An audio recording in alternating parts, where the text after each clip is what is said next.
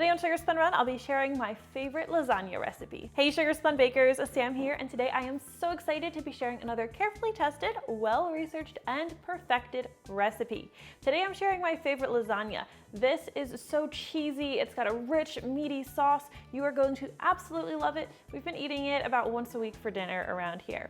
Now to get started, go ahead and preheat your oven to 350 degrees Fahrenheit. First thing you want to do is cook your lasagna noodles. Go ahead and grab a large pot of water. We're going to add quite a bit of salt to that. We're going to bring this to a rolling boil. You are going to need 12 lasagna noodles for today's recipe.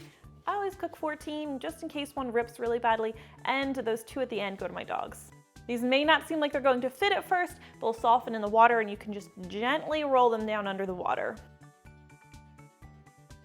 We're going to cook these noodles to be al dente, which your package instructions should tell you how to do that. For me, they're just going to boil for 10 minutes, and you want to make sure that you're stirring occasionally so the noodles don't stick to the bottom. Once your noodles have cooked, we're going to take this over to the sink where you're just going to drain it through a strainer and immediately run cold water over the noodles to keep them from cooking any further. Set those noodles aside for now and we can start preparing our sauce. This is what really makes my lasagna so special. Now we're going to start with 1 medium-sized onion, and we're just going to be using half of this.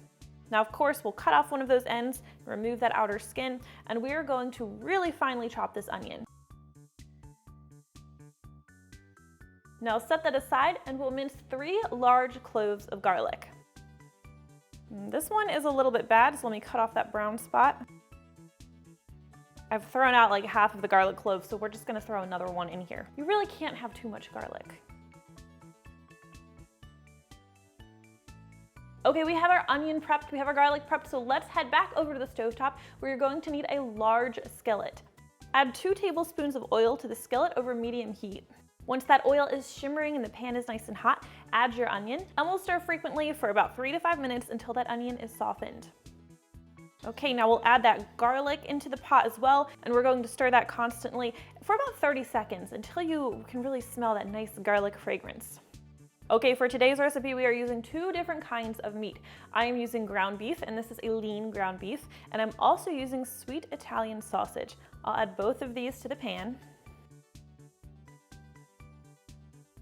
Anytime I'm cooking meat, I like to add some freshly cracked black pepper and some salt to it as well. It just helps to bring out the flavor. Now crumble that meat as you go and just cook it until it's nice and almost completely browned.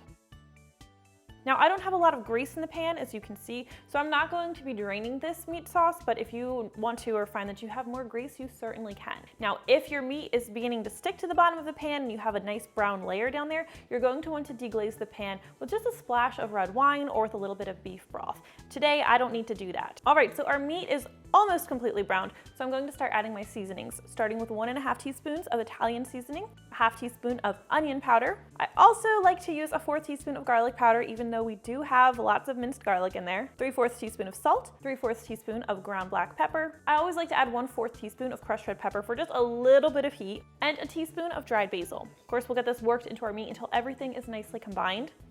And let's add our tomato sauce. I'm going to be adding 28 ounces of tomato sauce. You'll also add a 14-ounce can of diced tomatoes. These are fire-roasted diced tomatoes just because that's what I prefer, and you are not going to need to drain them. Okay, so I always add sugar to my tomato sauce.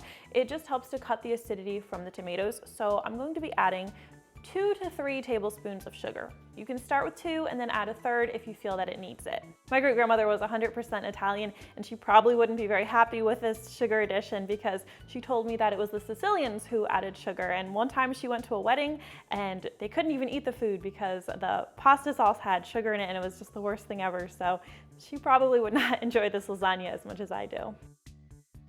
This is also not going to make the sauce super sweet. It's not going to taste like a candy sauce or anything like that. What it does is it's cutting the acidity from the tomatoes and it's enriching the flavor for a really good, flavorful sauce.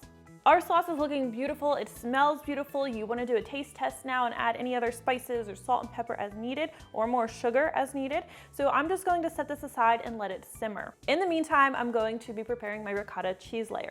Now in a medium bowl, I'm going to combine 15 ounces of whole milk ricotta, We'll add a half cup of shredded Parmesan cheese. This is freshly shredded. And my secret weapon is I love to add half a brick of full-fat cream cheese as well. This just adds some extra creaminess to the filling. It's another dimension of flavor.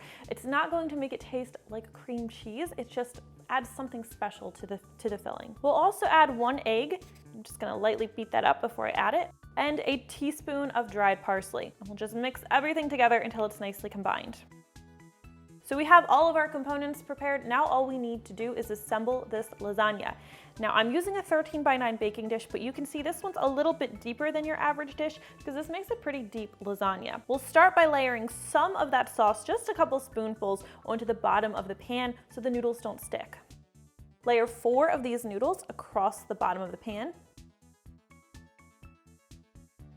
Now we'll spoon 1/3 of the remaining sauce evenly over those noodles. You can see this is a nice meaty sauce. I love that about it.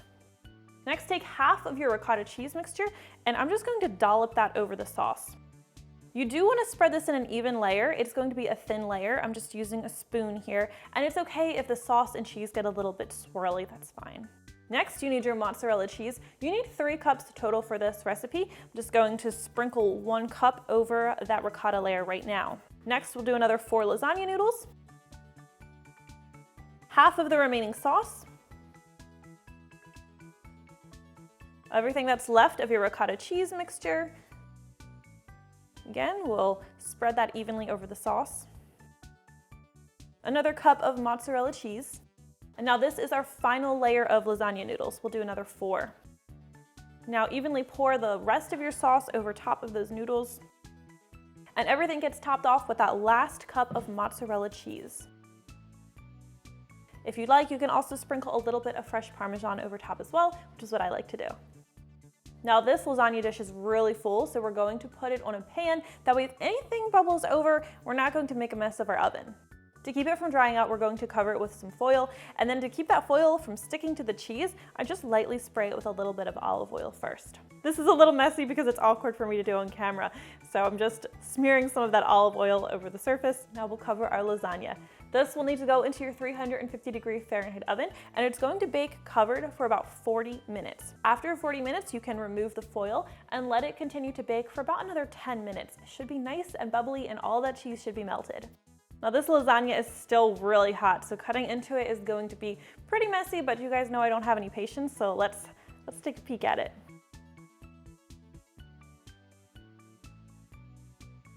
This is messy, but it smells so good. This lasagna is perfect served with a nice green salad or some homemade bread. I cannot wait for you to try it out and let me know what you think. Thank you guys so much for watching, and I'll see you next time.